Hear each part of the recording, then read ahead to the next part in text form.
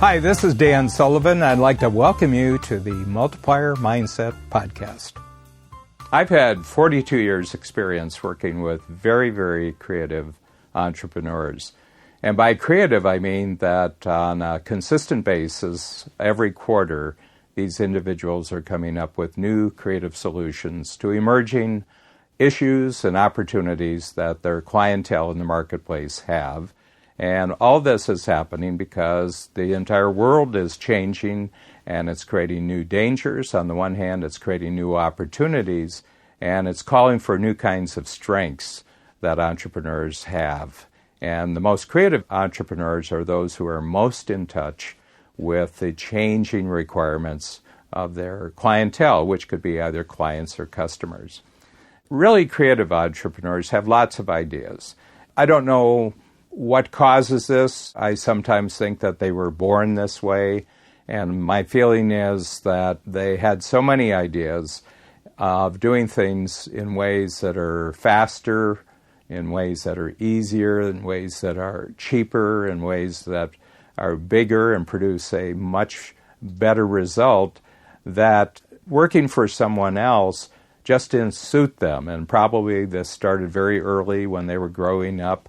And you may be one of these people who just found going to school and learning subjects which everyone else needed just to lead ordinary lives just wasn't appropriate for you. And you would sit in school, they were talking about some subject or other, but your mind wasn't there. You were thinking about new ideas that the teachers wouldn't have themselves, the school system wouldn't have themselves. As you got older, you got into your teens, you went out into your 20s, you just decided that your whole life was going to be based on coming up with new ideas, putting them into practical shape, getting them out into the marketplace and selling them. And this was going to be your way of life. And of course, to do that, you had to be an entrepreneur, and you also had to have an entrepreneurial company. So I'm just describing the finest entrepreneurs who come into the Strategic Coach and stay with us forever because we've created an environment where really creative entrepreneurs can learn all kinds of concepts and tools which make them more and more effective as an idea creator. Along with these concepts and tools, however, we have some guidelines for actually being an idea creator, someone who creates something that can, in many ways, change the way an entire business operates, change the way an entire market or the way an entire industry can actually operate. Game changers, we call them. One of the guidelines I always tell individuals, because I am one of those game changers, and I can spot a game changer when I see them, when they come into Strategic Coach, I always say to them, have as many ideas as you want, but don't fall in love with your ideas before check-writing customers out in the marketplace fall in love with your ideas. And this seems kind of sensible when I first say it, but actually this whole situation of falling in love with your own ideas before they're actually out in the marketplace is an extraordinary danger. This is, in many ways, an emotional attachment that entrepreneurs have to a vision they have of the future. They come up with a new idea of an invention or introduction of some new kind of product or service or some sort of process out in the marketplace, and they can see in vivid color in their own imagination just how enormously successful this is going to be, and they fall in love. They become infatuated with their own idea. They bypass. They do not indulge in something that's absolutely crucial for introducing any new idea into the marketplace, and that is testing with check writers, going out into the marketplace and say, in the simplest way possible, I have this new idea and I wonder what you think of it, and this is how this idea works. This is meant to be that you don't invest any real time or real expense in packaging your idea. You just simply take a piece of paper and you take a pen or pencil and you draw a diagram which more or less shows you the complete cycle of why this is such a great idea and how the idea works and what the final result looks like. That is so much superior to what exists now.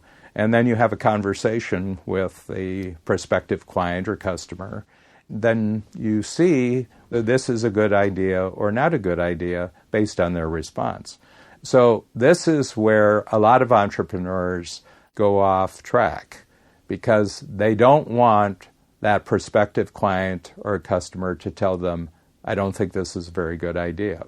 Because they're in love with the idea, and to have someone not love the idea is very painful. So what they're going to do is, because they have such a great love for their own idea, they're going to avoid any kind of negative response for as long as they can. And what I've seen entrepreneurs do with their ideas is spend large amounts of money. I don't mean $100, I don't mean $1,000, I don't even mean $10,000. I've seen entrepreneurs spend literally hundreds of thousands of dollars and millions of dollars before they ever tested their new idea. This is where disasters occur. This is where failures happen, business failures. This is where bankruptcies actually occur. And this is where individuals lose everything that they've built up in the future. They lose their teams. Some of them lose their homes. Their families break up because they fall in love with their ideas. So this seems like very simple advice, but you can remember when you did this. I certainly remember when I did this in the past. So I've learned through very painful experience that anytime I come up with a new idea, it always appears, first of all, in my Strategic Coach workshops at the 10 times level. And I'll draw diagrams and I'll put words on the screen and then I'll bring up the idea. And then I just watch how the audience responds. And if there's no response, then it wasn't a good idea. If there's a good response, I'll say, well, there was a good response for today. I'm going to check it out again at the next workshop.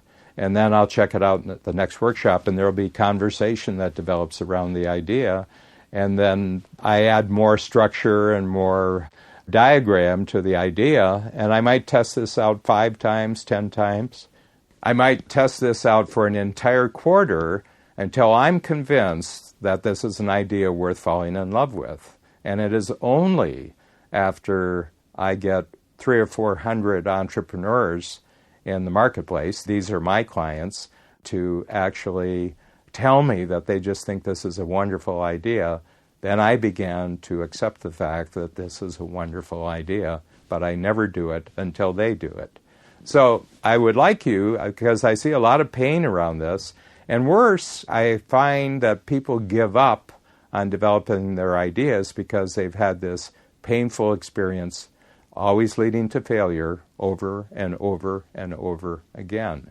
So I would like you to protect your creative confidence and make it bigger and bigger all the time, but you can only do that through a process that whenever you have a new idea, test on the people who would actually write you a check for it, and do not attach your emotions to that idea until other people have fallen in love with your idea.